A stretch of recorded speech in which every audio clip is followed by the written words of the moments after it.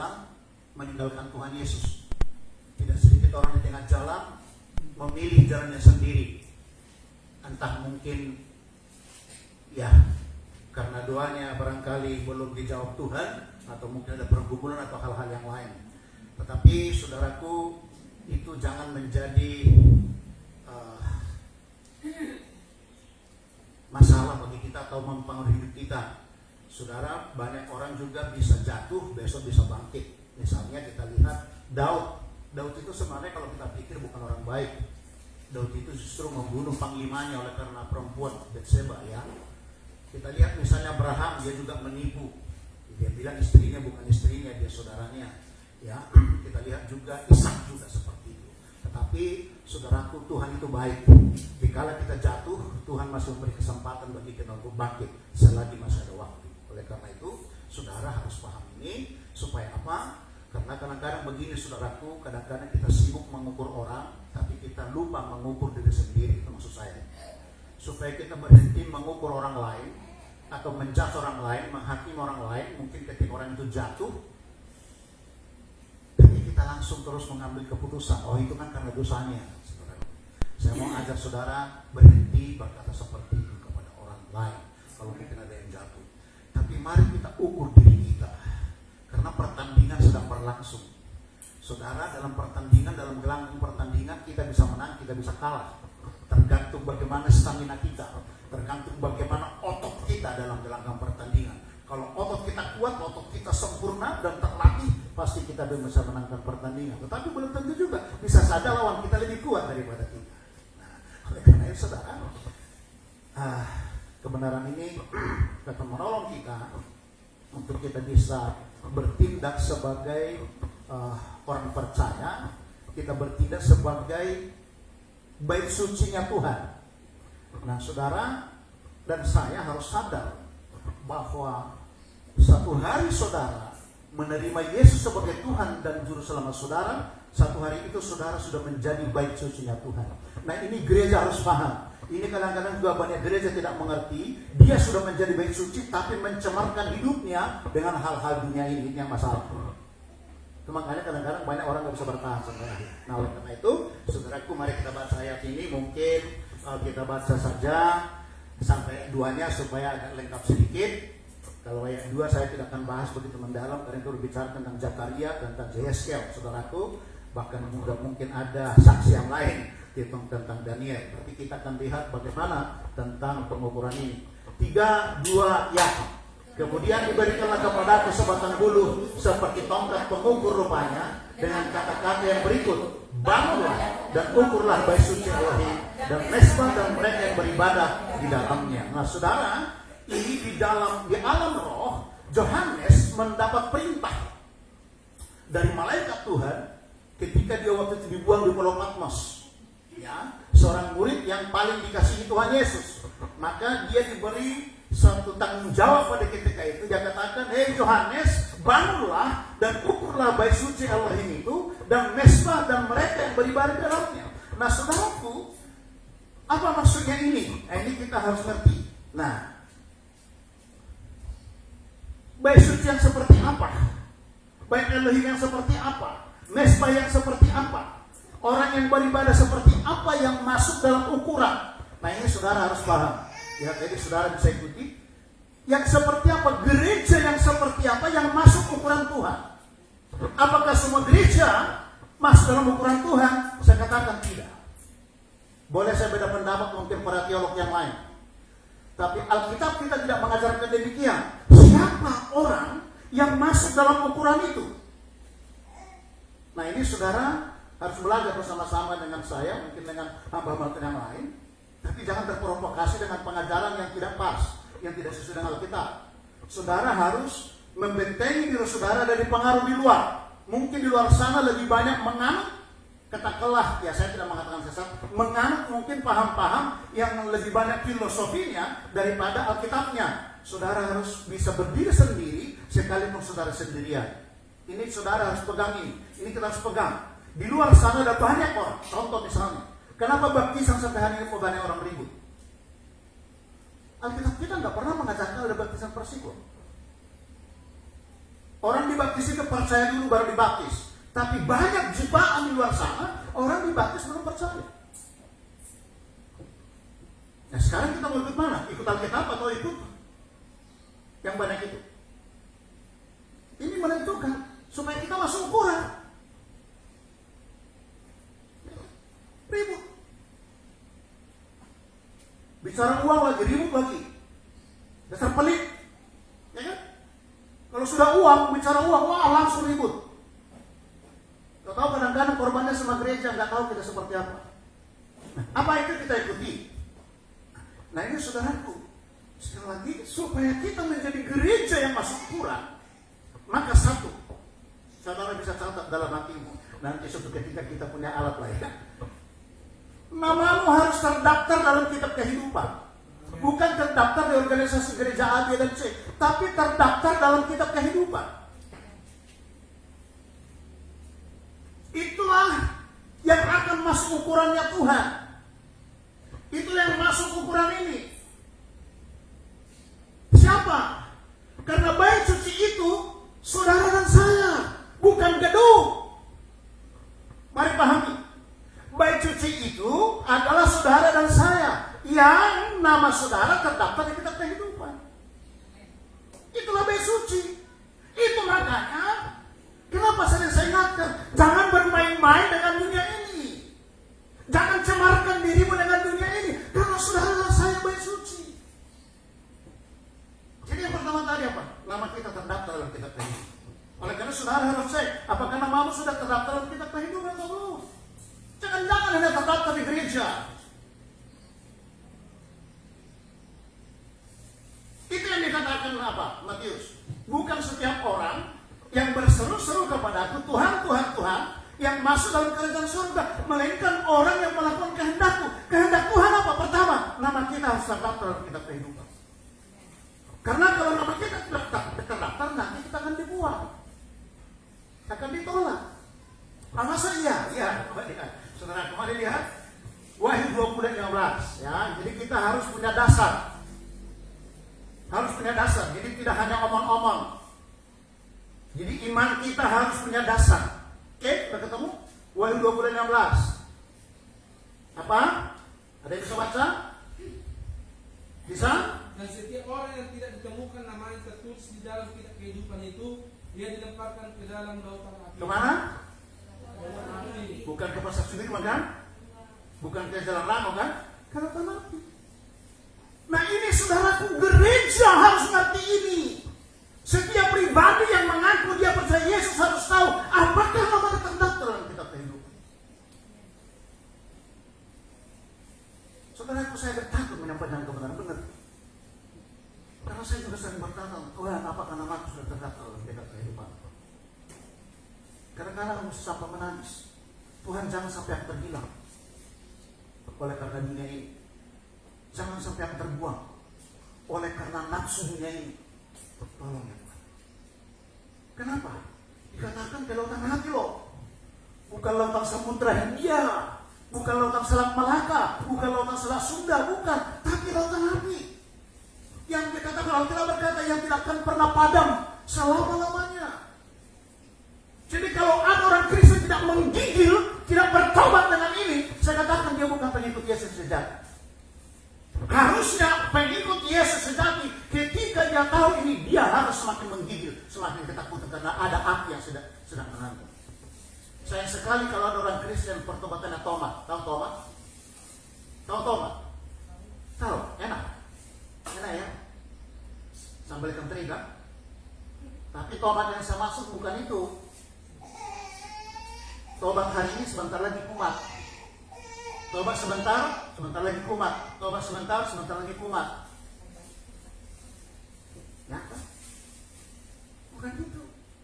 Nah, jadi harus terdaftar. Nanti akan saya tunjukkan gimana supaya saudara bisa cek. Oke. Nah, gimana supaya terdaftar? Nama kita dalam kitab kehidupan.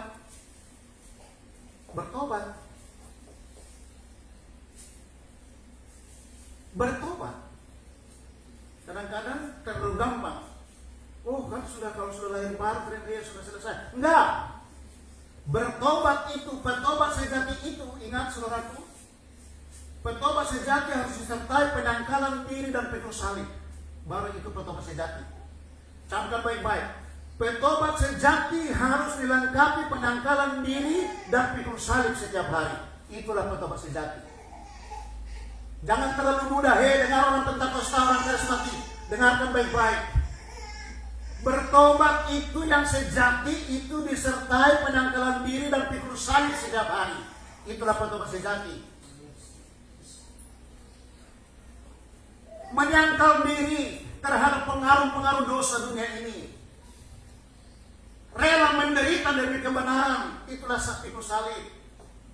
Tidak kompromi dengan dunia ini.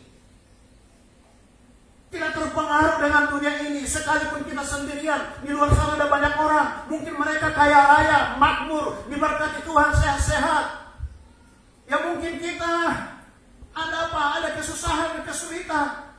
Ada bayang-bayang maut. Tetapi percayalah, orang yang bertobat sejati, sekalipun ada bayang-bayang maut, tetapi Tuhan berjanji akan menyertai kita. Haleluya. Nah ini pegangan kita. Ada orang di luar sana kaya raya, makmur, anaknya sukses, anaknya berhasil, mungkin pendidikannya sampai doktor, profesor. Ya kita yang setia, kita yang bertobat sungguh-sungguh, menyangkal diri, pikul salib sungguh-sungguh. Mungkin kita, ya mungkin masih kurang makan, kurang minum, kurang pakaian, kurang sepatu dan sebagainya. Tetapi firman Tuhan berkata apa? Dia akan menyertai kita untuk melalui semua itu. Itu kata Tuhan.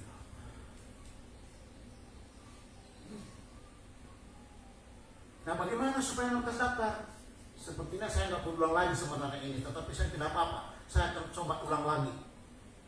Coba lihat sebentar, kembali sebentar untuk kita supaya punya narasi yang bisa kita ikuti. Yohanes pasal 3 ayat 3 sampai dengan 8, ya. Yohanes pasal 3 ayat 38. Agak cepat supaya waktunya selesai. Oke, 3 sampai 8. Oke. Coba, ada yang bisa baca? Tolong dibacakan, mari kita kerjasama yang baik. Yesus menjawab katanya, aku berkata kepadamu, sesungguhnya jika seorang tidak dilahirkan kembali, dia tidak dapat melihat kerajaan Allah. Iya, kalau tidak dilahirkan kembali, jadi harus lahir kembali. Semua orang yang mau Yesus harus lahir kembali. Terus, saya tempat. Kata Nikodemus kepadanya, bagaimanakah mungkin seorang dilahirkan kalau dia sudah tua? Iya. Apakah ia masuk kembali ke dalam rahim ibunya? Iya. Dilahirkan lagi? Dia pakai logika. Ikut Yesus jangan pakai logika. Itu makanya sekarang banyak orang berdebat. Kok Tuhanmu kok mati katanya. Ada orang bilang, kok Tuhanmu kok mati? Gimana orang mati bisa menyelamatkan? Dia tidak mengerti, dia bodoh. Kalau Yesus tidak mati tidak ada keselamatan. Itu sudah dirancang Tuhan sejak awal. Apa Tuhan kejam? Tidak. Karena kasihnya. Jadi dia harus korbankan anaknya mati untuk dosa kita. Tapi orang yang tidak tahu bodoh. Dia bilang, kok Tuhanmu kok mati? Kok Tuhan mau disalibkan? Loh, itu rencana Tuhan. Tanda kasihnya supaya kita selamat. Jadi harus apa? Kita tanya di sini apa? Harus dilahirkan, dapat masuk kembali. Jadi tidak pakai filosofi dunia, akal. Orang mau ke surga itu jangan pakai akal. Pakai iman. Tanpa iman tidak berkenan. Ya kan? Oke, 5 perkatakan. Jawab Yesus, aku berkata kepadamu, sesungguhnya jika seorang tidak dilahirkan dari air dan roh, ya, dia tidak dapat masuk ke dalam. Dia dilahirkan dari roh, dia harus lahir baru. Dilahirkan Roh Kudus. Roh Kudus harus di dalam diri orang. Kenapa? Manusia berdosa sudah hilang kemuliaan Tuhan. Sudah hilang kemuliaan Tuhan, sudah hilang komunikasi, sudah hilang hubungan dengan Tuhan. Memang masih bisa makan, masih bisa minum, masih bisa bekerja, tetapi kemuliaan itu sudah hilang dari hidupnya. Nah Tuhan mau kemuliaan itu akan dikembalikan kembali kepada orang yang mau menerimanya. Nah, jadi ketika dia sudah lahir dari roh, maka meterainya dibaptis dengan air. Jadi meterai memang benar, baptisan tidak menyelamatkan, tetapi baptisan itu meterai orang bertobat, orang yang sudah bertobat. Itu meterai, jaminan. Gak bisa. Kalau nggak ada meterai gimana? Gimana sah surat? Katakanlah kita buat surat perjanjian atau apa? Gimana bisa sah surat itu kalau tidak ada meterainya? Gak bisa. Itu bisa digugat iblis. Nah itu makanya dimateraikan dengan pertobatan. Dibaptis, mati dalam Kristus, hidup dalam Kristus, bangkit dalam Kristus, memerintah dalam Kristus. Itu alurnya. Jadi nggak bisa. Alkitab ini jangan diputus-putus. Alkitab ini punya alur. Jadi dikatakan apa? Harus dilahirkan dari air. Ia tidak dapat masuk. Jadi kalau tidak lahir, tidak terdaftar namanya dalam kitab kehidupan. Karena ini kehendak Tuhan. Oke, terus ayat selanjutnya. Nah, Apa yang dilahirkan dari daging ya, adalah daging. daging. Terus? Dan apa yang dilahirkan dari roh adalah roh. Iya, itu makanya banyak orang Kristen sukanya judi, mabok, apalagi main perempuan, apalagi merokok, apalagi yang lain-lain. Itu daging semua. Tapi katanya dia ikut Yesus. Saya bilang dia bukan ikut Yesus, dia ikut dunia. Bukan ikut Yesus itu. Ya kan?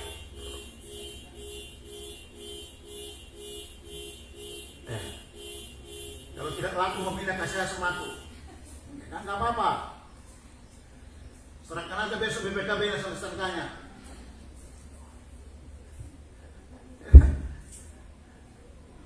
Saudara, ini harus apa? Dilahirkan dari roh. Daging ya daging. Makanya kalau saudara sudah mengerti tadi tentang tadi Wahyu pasal 11 ayat 1 tadi, menjadi baik suci, kita harus mengerti namanya urusan daging itu bukan berarti kita nggak perlu makan, nggak perlu kerja, tetapi jangan kita puaskan daging ini sehingga roh kita jadi lemah. Kita puas. Oke, terus mana dia suruh baca? Suruh baca tadi kalau dia pergi. Ayat 7. Janganlah engkau heran Ya. aku berkata kepadamu, kamu harus Ya, banyak orang tidak mengerti itu sudah Kristen. Banyak orang tidak mengerti itu. Kristen bertahun-tahun, ratusan tahun bahkan sampai mati. Banyak tidak mengerti itu. Benar saya katakan. Benar saya katakan. Itu makanya hari Natal banyak orang kerjanya apa? Mabuk? Mabukan. Saya mau katakan pengikut Yesus bukan gitu. Hari Natal itu hari kudus, hari suci, hari sakral, bukan tempat kita untuk mabuk-mabukan. Tapi berapa banyak orang Kristen kalau hari Natal, tahun baru kerjanya mabuk. Jemaat Tuhan di tempat ini saya mau katakan dengan kasih Tuhan, jangan pernah terinspirasi dengan itu. Mungkin kau diajak orang, senyumlah kau sama Tuhan, kau diajak orang karena kau melawan kebenaran. Setuju? Setuju? Jangan kau pikir, oh orang ini tidak gaul. Buat apa kau gaul dengan dunia ini kalau kau masuk neraka? Buat apa?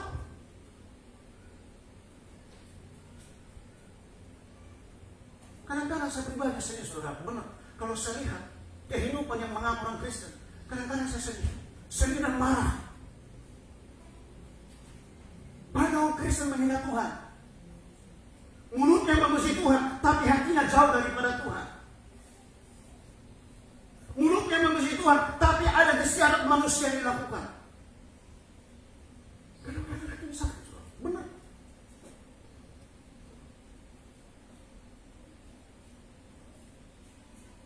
Terus apa dia masuk ukuran tadi enggak? Oke, terus apa? Ayat 8.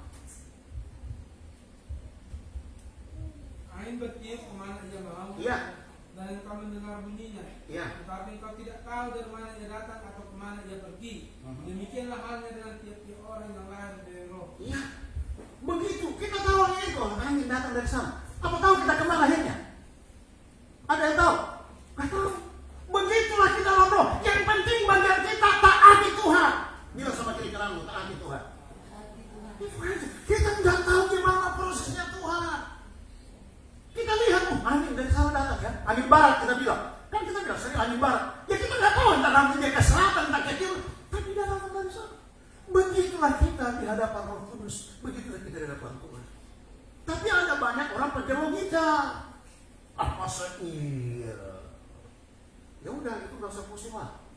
Dan jangan juga hakimi mereka. Kalau kau mengasihi mereka, doakan. Kita berharap suatu ketika dia akan berbalik kepada kebenaran.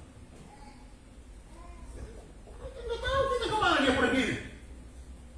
Begitulah orang yang lahir dari roh. Kita nggak tahu karya Roh Kudus. Katakan sama-sama dengan saya, itu karya Roh Kudus. Itu karya Roh Kudus. Ini bukan karya saudara, bukan karya pendeta, bukan karya kita sinode, bukan para profesor teologi. Itu karya Roh Kudus. Ini jangan pakai dengan logika. Nah, jadi ketika orang sudah mengalami ini disebutkan dengan bahasa kita lahir baru. Bahasa Pentakosta namanya bertobat. Atau disebutkan ciptaan baru. Nah, ketika dia sudah ciptaan baru, sudah lahir baru, maka dialah orang yang terdaftar namanya dalam kitab kehidupan. Ini jadi sepertinya jadi topiknya jadi lari jauh banget ya. Tapi ya saudara supaya saudara punya arus. Karena gini, jangan-jangan saudara juga tidak tahu saudara sudah terdaftar dalam kitab kehidupan. Yang kemarin anak-anak saya cek, ya puji Tuhan mereka terbuka. Saya tanya, kalau kau mati sekarang terjadi gempa bumi seperti di NTT itu, kita mati sekarang kau kemana? Enggak tahu. Saya bilang, kematian kamu saja bisa datang. Bisa mati di jalan, bisa mati di laut, bisa mati di udara, bisa seperti apa. Terus kalau mati kemana? Karena enggak tahu. Akhirnya terpaksa saya ulang lagi. Ya semoga ya mereka bisa ngerti. Kenapa? Benar saudara. Kenapa banyak orang main-main dengan dosa? Karena mereka belum tahu, belum yakin sebelumnya bahwa tubuhnya itu adalah baik kudus. Ini penting saudara. Gereja harus tahu benar kalau dia sudah lahir baru, dia sudah ciptaan baru dalam Yesus Kristus Tuhan. 2 Korintus 5 disuruh berkata apa? Yang lama sudah berlalu, yang baru. Jadi segala yang orang mata lihat yang lama semua, yang mendatangkan dosa tentunya.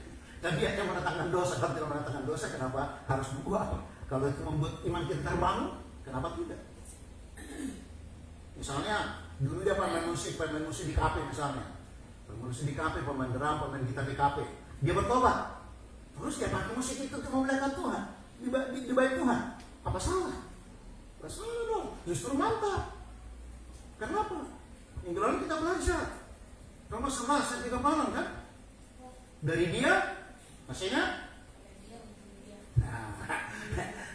Terlalu sibuk kita ini. Dari dia, untuk dia, oleh dia, segalanya itu untuk kemuliaannya. Jadi saudara punya talenta itu dari dia. Dan untuk siapa? Untuk dia. Dari dia.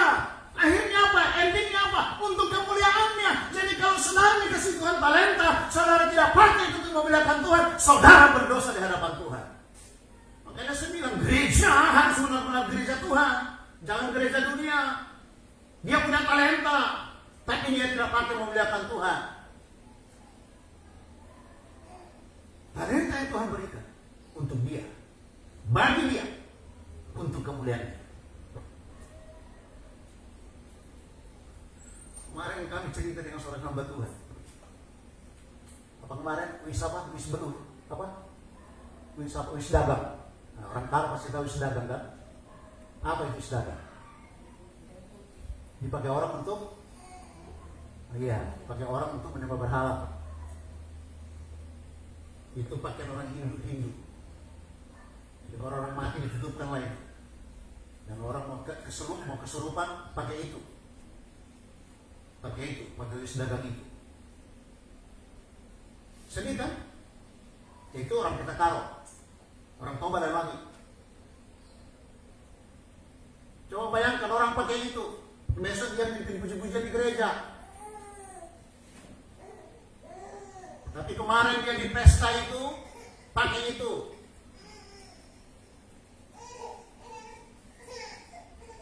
Atau mungkin khotbah di gereja.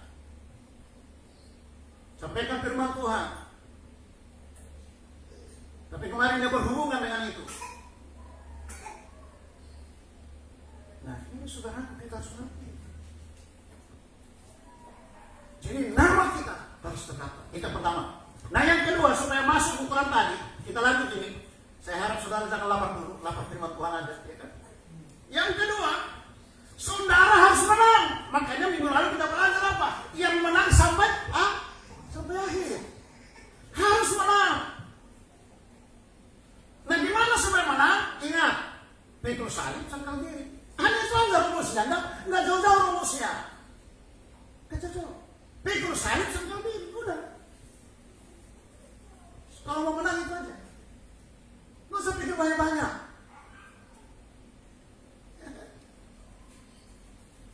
Ya tentu memang kalau diterjemahkan masih banyak. Orang yang sangkal diri menyangkal dunia supaya bisa berhubungan dengan Tuhan, supaya bisa ibadah, ya kan? Supaya bisa ibadah. Harus kita sangkal dunia ini, harus kita sangkal selera dunia ini, harus kita sangkal keinginan dunia ini supaya kita bisa ibadah sama Tuhan. Oke, mana ayatnya, Pak Pendeta? Nah, saya tunjukkan ayatnya. Lihat, Wahyu 3:12. Saya bicara berdasarkan firman Tuhan. Saya tidak berbicara dasar filsafat atau kata orang, tapi saya berbicara berdasarkan firman Tuhan. Oke, Wahyu 3:12. Saya bisa baca? Ayo, mari kita dibaca, yuk. Nih. 3 ayat 12, barang siapa menang, ia Ya. akan kujadikan soko guru di dalam bait suci Allahku, dan ia tidak akan keluar lagi dari situ, dan padanya akan kutuliskan nama Allahku, nama kota Allahku, yaitu Yerusalem baru, yang turun dari surga dari Allahku, dan namaku yang baru. Iya. Jadi orang yang menang. Makanya jadi gereja, jadi orang Kristen, dan anak Tuhan, jangan pengecut.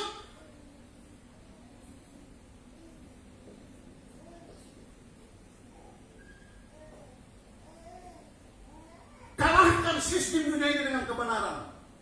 Pegang kebenaran. Sekali lagi saya bilang, mungkin kau berjalan sendiri dengan tengah dunia ini, tapi kau hidup dalam kebenaran, daripada kau berjalan ramai-ramai dengan orang, tapi hidup dalam keonaran. Kita harus pilih.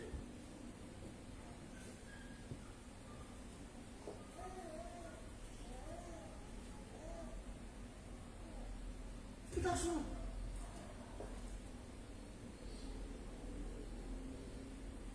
Gereja jangan jadi pecundang, tapi harus menang. Dari sebenarnya apa? Gimana-mana? Sangkal diri, pikul salib. Orang yang gak bisa sangkal diri, orang yang gak bisa pikul salib, pasti tidak akan bisa menang.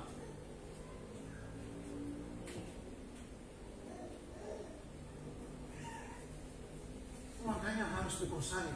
Kita katakan apa? Lukas pasal 9 ayat yang ke 36, sorry.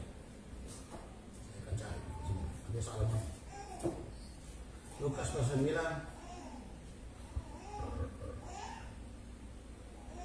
ayat 23.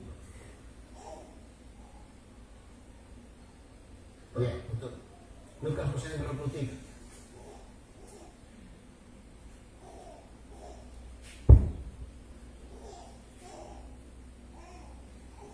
Ya, oke. Betul? Apa katanya? Katanya kepada kita semua, setiap orang yang mau mengikut aku, ia harus menyangkal diri, memikul salibnya setiap hari dan mengikut aku. Ya. Ini yang ngomong Tuhan. Bukan pendeta. Yang ngomong Tuhan. Katanya kepada mereka semua, para pendengar, para audiens pada ketika itu, kepada kita hari ini, sampai Tuhan datang ke mereka kata, barang siapa mau ikut Yesus, setiap orang yang mau ikut dia harus harga mati. Absolut. Gak bisa ditawar-tawar. Pengikut Yesus sejati, absolut, sangkal diri tiap hari, pikul salib setiap hari, baru ikut Yesus. Ini jangan terlalu mudah bilang aku pengikut Yesus. Jangan terlalu mudah pastikan kalau sudah sangkal diri enggak, kalau sudah pikul salib enggak. Kalau belum sangkal diri, belum pikul salib, jangan kau bilang kau pengikut Yesus. Bilang aja ikut-ikutan. Loh, ini kebenaran. Kalau kau masih terpengaruh dengan di luar sana, terpengaruh dengan sekeliling, sehingga kau terhalang ikut Yesus, saya pastikan masih ada waktu bertobat, masih ada waktu, masih ada kesempatan, belum terlambat. Terkecuali kalau sudah inna lillahi wa inna ilaihi rajiun, ya, berpulang ke rahmatullah, terlambat pun. Jadi pastikan ini saudaraku, baru kita masuk tadi dalam ukuran tadi. Nah, kita kembali ke ukuran tadi. Oke, jadi saudara harus paham. Ikuti ini. Saudara bisa bagikan ini sama keluarga kita. Kalau saudara mengasihi keluarga, bagikan. Bilang sama mereka, jangan puas kalau kau sudah terdaftar di gereja A, B, dan C. Tapi pastikan dirimu terdaftar dalam kitab kehidupan. Pastikan. Kalau tidak, kita nggak masuk dalam ukuran itu. Kenapa? Karena hal ukuran itu yang dipelihara Tuhan. Hal ukuran itu yang dijaga Tuhan. Itu maka Tuhan. Johannes ukur. Nah, mari kita kembali ke sana. Kita dengar tadi apa? Kemudian diberikanlah kepadaku sebatang buluh seperti tongkat pengukur rupanya. Dengan kata-kata yang berikut, bangunlah dan ukurlah bait suci Elohim dan mesbah dan mereka yang beribadah dalamnya. Ini salah satu paket. Bait suci ya bisa di gereja, mesbah yang bisa di gereja, yang beribadah itu bisa di gereja. Ya. Jadi, oke, kita pilih dulu satu-satu. Sekali misalnya satu paket, nggak bisa dipisah. Gereja Tuhan diukur, ya. Gereja Tuhan diukur. Untuk apa? Karena hidup kita yang mengukur itu Tuhan. Jadi bukan kita yang mengukur diri kita sudah bertuhan atau belum. Jadi Tuhan yang mengukur. Sudah masuk ukuran enggak? Itu maksudnya. Sudah layak menjadi masuk ukuran. Ya tentu layak. Kalau tadi itu nama terdaftar dalam kitab kehidupan dan memperoleh kemenangan dan menyangkal diri siang dan malam, layak mendapat ukuran, masuk ukuran itu, masuk kelompok itu. Inilah gereja yang Tuhan inginkan. Inilah gereja yang Tuhan mau. Kenapa? Karena gereja itu adalah bait sucinya Tuhan, bait suci Roh Kudus. Jadi bait suci itu diukur. Dulu bait suci yang dibangun Musa, yang dibangun Salomo juga diukur sesuai dengan standar sorga. Jadi Musa membuat bait suci itu dulu, itu ada standarnya dari sorga, ada pernyataan dari sorga. Nah, gereja juga itulah wujud daripada bait suci yang dibuat Salomo. Kita wujudnya, gereja wujudnya. Kita bait suci yang sesungguhnya. Halo? Masih dengar?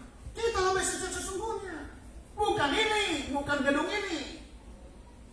Ini gedung ini tempat kita beribadah, tempat kita memuji Tuhan, tempat kita berinteraksi dalam hadirat Tuhan.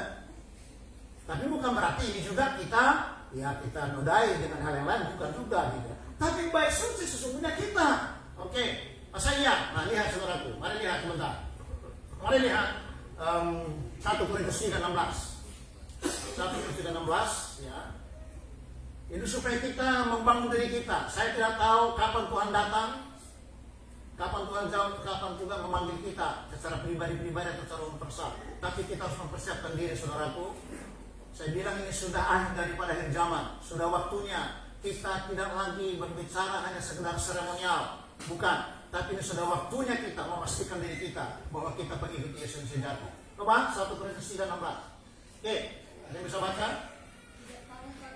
Tidak tahukah kamu bahwa kamu adalah bait Allah dan bahwa Roh Allah diam di dalam kamu. Nah, harusnya semua gereja Kristen, gereja Yesus Kristus Tuhan harus tahu bahwa Dia adalah baitnya Tuhan, bait kudusnya Tuhan. Itu makanya ada nyanyi yang setelah itu berkata, hati-hati gunakan tanganmu, hati-hati gunakan mulutmu, karena Bapa di surga melihat ke bawah. Hati-hati gunakan tanganmu. Gereja harus hati-hati gunakan tangan. Gereja harus hati-hati gunakan mulut. Gereja harus hati-hati gunakan talenta-talenta yang Tuhan berikan kepada kita. Karena Bapa di surga melihat. Kenapa? Karena ini semua organnya bait suci. Mulut kita adalah bagian daripada bait suci. Tangan kita, kaki kita, mata kita, telinga kita.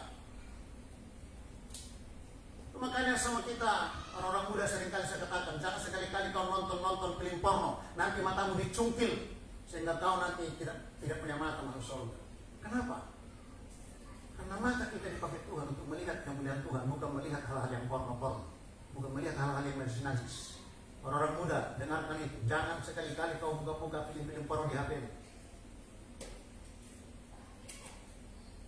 Jangan gara-gara itu nanti kau tidak punya mata, dicunting Tuhan matamu. Jangan. Kalau itu lewat di berandamu, abaikan aja. Karena kita nggak bisa larang. Dunia nggak bisa kita larang mempertontonkan apa saja di muka bumi. Tapi bagian kita sebagai orang kudus, orang sucinya Tuhan, kita harus memilah mana yang pantas dan mana yang tidak pantas. Setuju? Kalau orang muda, ya bukan orang yang muda sebenarnya. Mama juga bapak-bapak juga sama aja sekarang ini. Itu makanya sekarang ada istilah pelakor. Ya, kenapa ada banyak bapak-bapak meninggalkan istri dalamnya, lari sama istri orang lain? Ada mama-mama menikah, lari sama suami orang lain. Sementara mama ini punya anak, punya suami, yang ini punya anak, punya suami. Kenapa? Ya pasti pengaruhnya karena itu nonton-nonton itu. Pastilah. Kenapa? Alkitab berkata pergaulan yang buruk pintar rupanya. Ya. Jadi bisa saja dengan HPmu itu, dengan Androidmu itu, kau tonton itu, kau nikmati itu. Terus kau PC dengan orang itu, halo kakak, halo abang, di manakah adinda, di manakah abang anda? Sudah jadi, baru tahu kau susahnya ini. Ya, kenapa kadang-kadang sebelum jadi suaranya merdu? Sudah jadi, bukan si merdu lagi. Aduh. Jadi hati-hati pergunakan Android itu. Janganlah menjadi orang bijak. Pisau tajam, kalau orang dewasa mempergunakannya pasti bagus. Tapi pisau tajam, kalau anak-anak yang pergunakan bisa mencelakai diri. Janganlah orang dewasa mempergunakan seluruh perangkat-perangkat yang ada di dunia ini. Haleluya. Jadi dewasa. Ya, jadi dewasa. Supaya kita menang. Sini, dikatakan di situ, kamu adalah baik suci. Bilang sama kiri kananmu, kamu baik suci. Harus sadar itu. Jangan sampai tidak sadar. Itu makanya kalau tubuh kita ini baik suci, pastikan yang masuk ke tubuh kita ini yang benar. Jangan semua masuk ke dalam tubuh kita ini. Pastikan yang masuk itu membangun iman kita, membuat kita sehat, supaya kita tidak kuat. Itulah gereja, itulah kita. Ya. Oke, satu yang lagi supaya lebih mantap. Dia 2 Korintus pasal 6 ayat 16. 2 Korintus 6 ayat 16.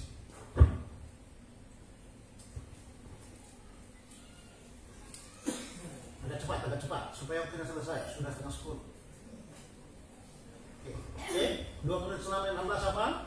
Apakah hubungan baik Allah dengan berhala? Ya. Karena itu adalah baik dari Allah yang hidup. Menurut firman Allah ini, aku akan diam bersama-sama dengan mereka dan hidup di tengah-tengah mereka. Dan aku akan menjadi Allah mereka dan mereka akan menjadi umatku. Ini apa saudaraku? Jauhkan dirimu daripada berhala. Jangan campur baur. Berhala-berhala, Tuhan-Tuhan. Baru benar tubuh kita baiknya Tuhan. Kalau kita tahu tubuh kita baik Tuhan, jangan bermain-main dengan itu. Minggu lalu saya singgung, jangan pesta harus pakai tuduh-tuduh sembarangan.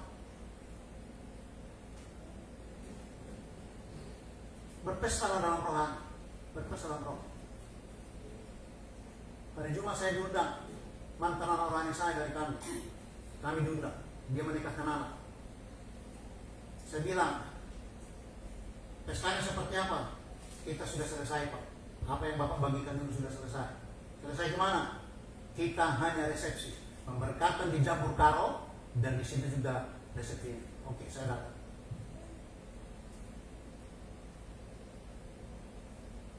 Saudara, kita harus merasa clear dengan dunia.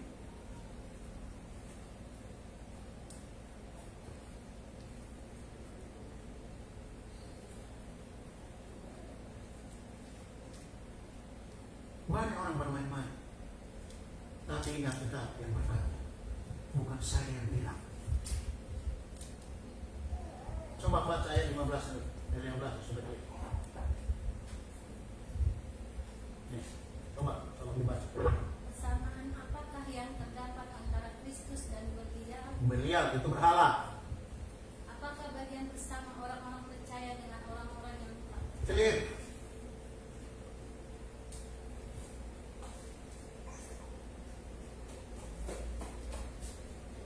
Itulah baik yang masuk ukuran.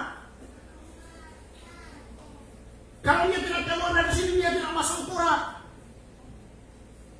Maka tadi kata ayat 16, maka dia akan menjadi umatku dan aku akan menjadi Elohimnya dan aku diam bersama-sama dengan mereka. Kadang-kadang kita mudah kali aku bersama dengan Tuhan. Nggak mungkin. Orang kita membawa kudus berdoa kok, apa iya? Nggak mungkin lah. Ya. Jadi kita gereja Tuhan harus masuk ukuran itu. Nah yang kedua, mesma. Apa mesma? Mesma itu bicara korban. Saudara dan saya sebagai gereja Tuhan harus menjadi korban yang hidup siang dan malam di hadapan Tuhan. Halo? Menjadi korban yang hidup. Pikiranmu, pikiran Kristus. Perasaanmu, perasaan Kristus. Cuma dikatakan Filipi pasal 2. Milikilah pikiran Kristus. Harus itu yang kita miliki. Pikiran Kristus itu menjadi perenungan bagi kita siang dan malam. Menjadi korban yang hidup sampai selama-lamanya. Itu harga mati, saudara-saudara. Gak bisa. Harus harga mati. Hidup kita menjadi korban di hadapan Tuhan. Harus.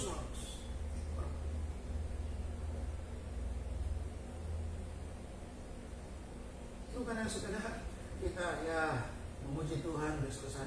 Tapi setiap hari hidup kita menjadi korban. Itu maka dikatakan apa? Roma pasal 12 ayat 1-2 apa? Coba lihat sebentar, dengan cepat. Roma 12 ayat 2 ayat 1-2. Pak? 3, 2, 1 ya.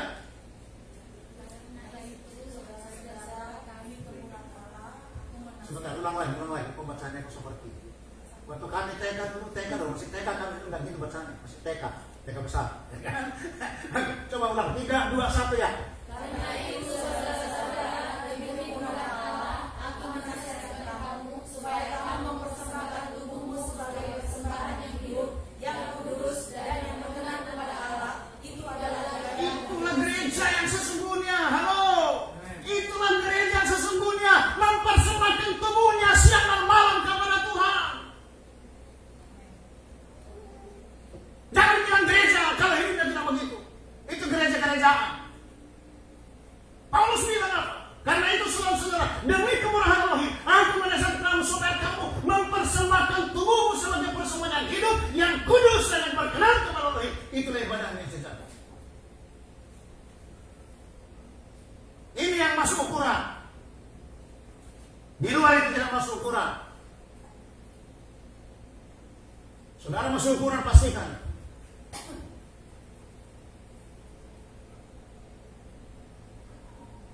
Saudara, ini waktunya kita semakin gemetar, saudara. Saya katakan, ini waktunya kita semakin gemetar. Jangan-jangan besok Tuhan datang. Itu maksud saya. Jangan-jangan besok, jangan-jangan. Kita tidak tahu rahasia. Oleh karena itu membuat kita semakin menguduskan diri. Memang dia lain yang jahat makin jahat, tapi yang benar makin membenarkan diri. Dan Tuhan izinkan juga yang jahat itu makin jahat. Tapi kita Tuhan mau supaya kita semakin menguduskan diri, supaya kita masuk ukuran itu. Tapi Wahyu pasal 20 berkata ayat 11, yang jahat makin jahat. Saudara mau pilih atau makin jahat atau makin baik?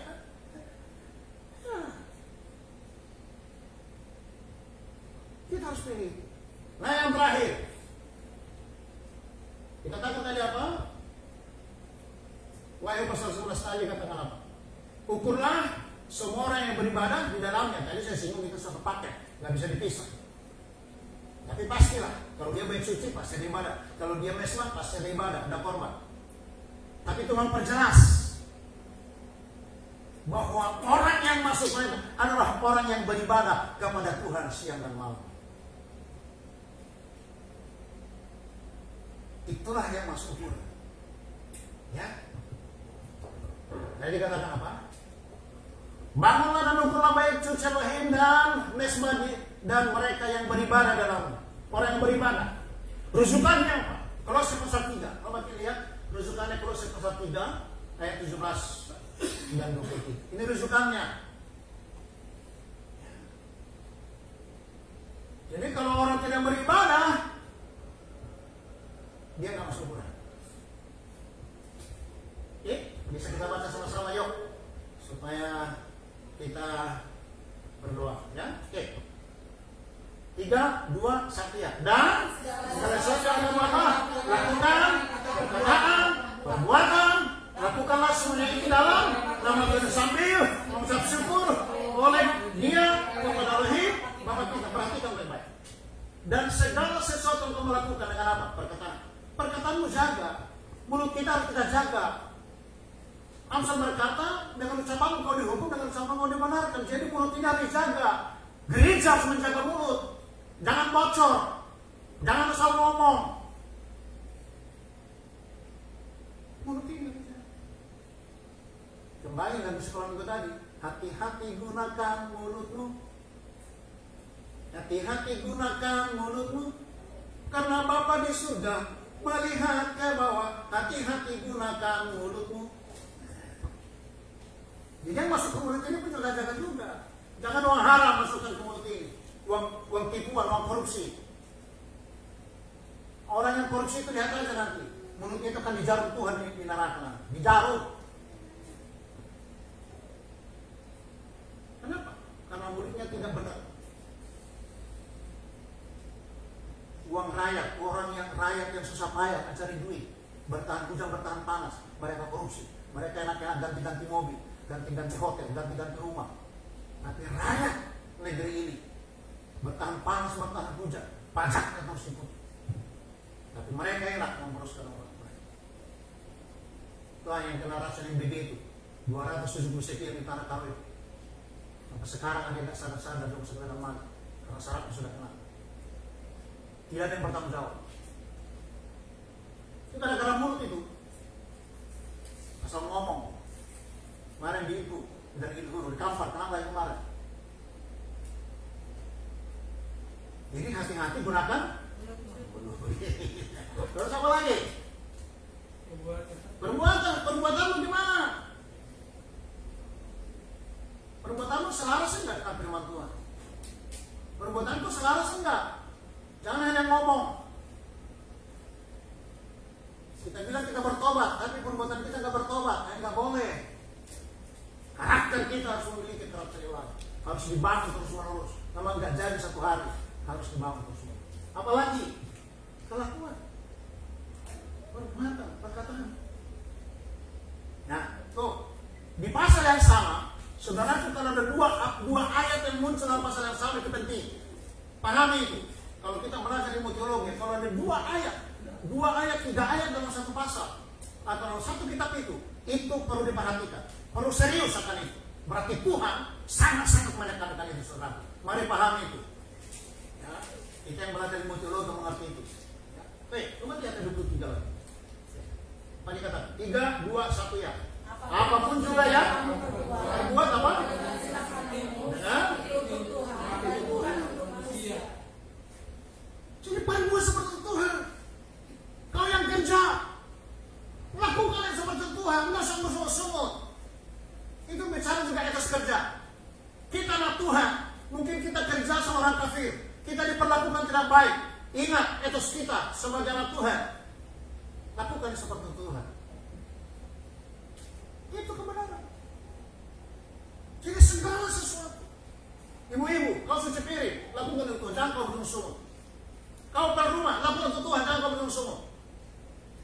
Kau mengasuh anak, mungkin suamimu Mungkin dia capek, mungkin dia mau ngomong tentang lain. Lapor ke Tuhan, kau usah marah. Suami-suami juga kau kerjalah untuk Tuhan. Mungkin kau bekerja, uangmu nggak kelihatan, habis begitu saja. Ya, karena nggak cukup juga, kalau cukup kan kau mungkin habis. Jangan marah. Lakukan untuk Tuhan. Maka kau akan bahagia, kau akan senang. Karena apa akan melakukan untuk Tuhan. Jadi sebenarnya bahagia itu simpel. Bahagia bukan karena lebih banyak, tapi kau tahu kau hidup untuk Tuhan, itu selesai. Kau melakukan untuk Tuhan, itu selesai. Amin. Mari kita pahami, maka kita akan masuk ukuran ini. Tapi yang tidak tadi memenuhi syarat itu, dia tidak masuk ukuran. Saya akan bacakan saja.